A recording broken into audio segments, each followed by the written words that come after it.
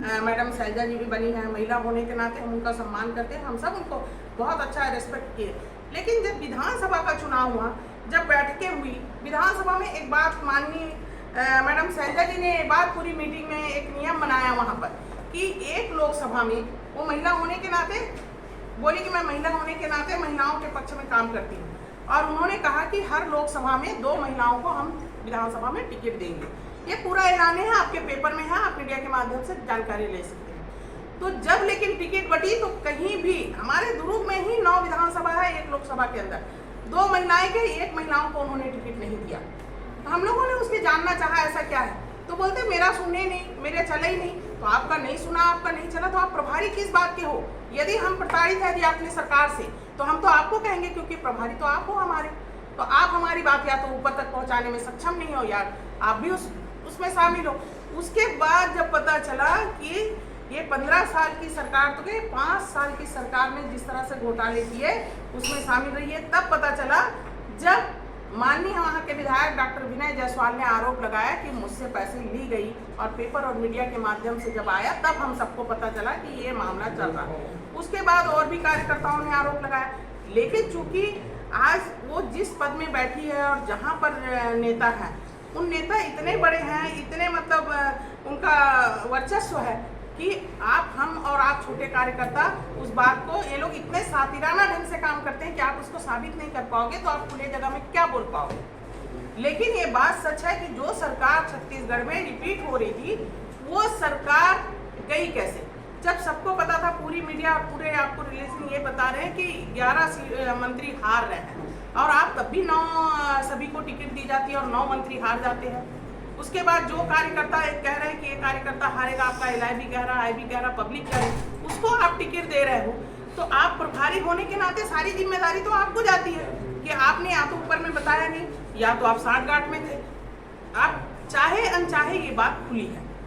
इसके बाद आप लोग कई ऐसे जगह है जहाँ पर यदि मान लो किसी ने ज़्यादा कुछ कहा तो उनकी पहुँच कमज़ोर है, तो उसको निकाल दिया जाता है। तो हमने जब देखा कि इन लोग कोई काम करने में सक्षम नहीं है, प्रभारी बहुत कमज़ोर है हमारी, वो जब अपने कार्यकर्ताओं की बात आपको मोस्ट सीनियर आप AICC नहीं पहुँचा पा रही है, तो हमारी बातों को कहाँ चलेगा।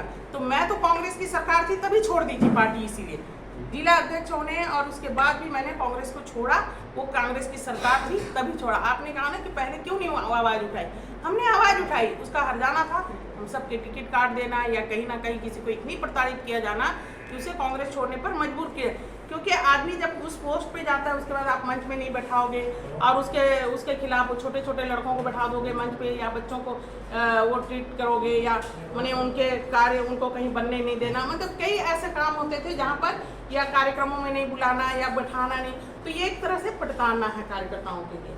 तो ये जब कार्यकर्ता की प्रताड़ना हुई तो सारे कार्यकर्ता, ये सब की जिम्मेदार मैडम है। और मैडम को ये जो व्यक्ति, मैडम यदि मान लो वहाँ पर अपने कार्यकर्ता का रक्षा नहीं कर सकता, और जनता का क्या रक्षा कर सकते हैं? जनता के बारे में कहाँ आवाज़ उठाएगी जब आवाज़ उठाने में सक्षम ही नहीं है वो।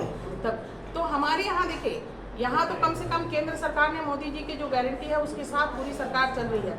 जहाँ तक समाज का प्रश्न है, या हम संगठन की बात करते हैं, अनुशासन होनी चाहिए संगठन में, तो है। और माननीय अशोक तंवर जी को आप लोग काफ़ी लंबे समय से हमसे ज़्यादा जानते होंगे, क्योंकि आपकी लीडरशिप है।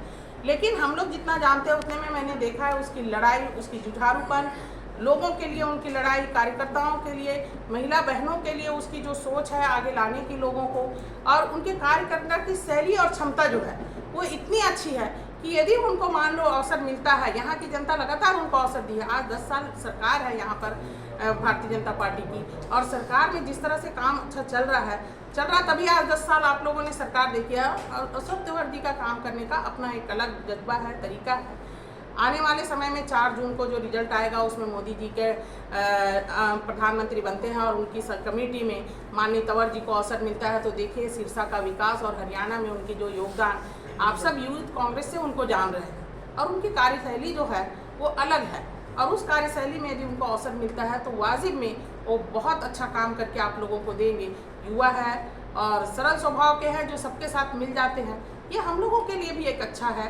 क्योंकि समाज में एक अच्छे व्यक्तित्व का जो पावर होता है वो सबके लिए फायदेमंद रहता है। धन्यवाद आप सब। तो बीजेपी में मैम, आखिरी सवाल बीजेपी में है। आपके आगे टिकट पक्की है क्या सभी की?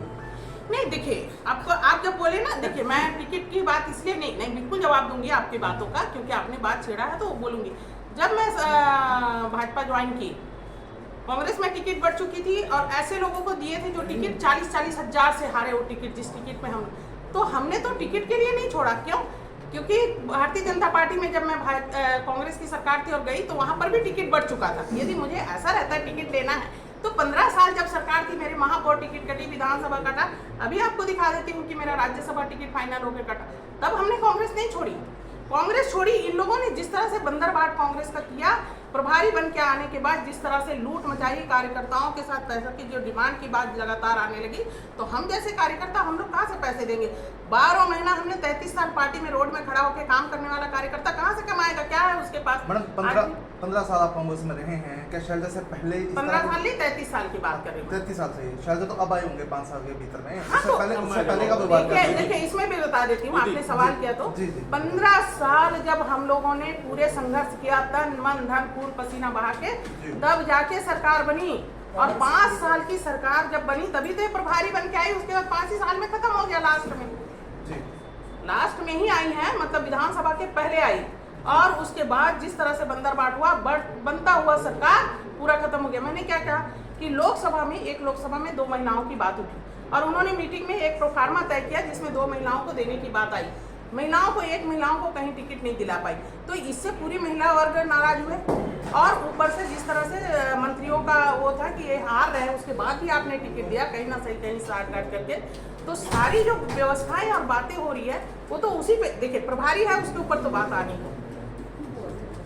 आपने जो कहा एक आखिरी सवाल है मैडम कि अब आप लोगों का प्रचार शौक और किस हिस्सा में रहेगा? हम उसी के लिए आए हैं, यहाँ की जनता से आग्रह करेंगे, अच्छे लोगों का प्रचार करना ही चाहिए, अवगत कराएंगे कि यहाँ पर जो उन्होंने किया वो ऐसे आदमी को ना चुने, ऐसे आदमी को चुने जो उनके बीच के हैं, उनके बेटे हैं, जो उनके लिए काम करते हैं। यही बता रहे तो हम लोग यहाँ आए और सफुर्त आए। लड़ाई शैलजा के खिलाफ रहेगी या पूरी कांग्रेस के खिलाफ? पूरी कांग्रेस के खिलाफ, क्योंकि हम में से जितनी आए सभी जिम्मेदार पदों में रहे, संगठन में भी और निर्वाचित, हम जितने भी 15 लोग आए सभी निर्वाचित भी रहे अपने अपने स्तर पर, महापौर, पंचायत, जिला पंचायत, विधायक और संगठन के भी बड़े पदों में रहे। सर वो कोई भी ऐसा चलिए, पर दोनों प्रदेश अध्यक्ष महिला के लिए तो मैं 4 जनरल सेक्रेटरी हूँ, ओबीसी कांग्रेस के अध्यक्ष रहे, आप जिला अध्यक्ष रहे, सहकारिता प्रकोष्ठ के अध्यक्ष पीछे खड़े हैं, जिला पंचायत के अध्यक्ष अरुण चौहान जी, तो हम सभी निर्वाचित लोग और बड़े संगठन के पदों। ठीक है सर, ठीक है, धन्यवाद, थैंक यू।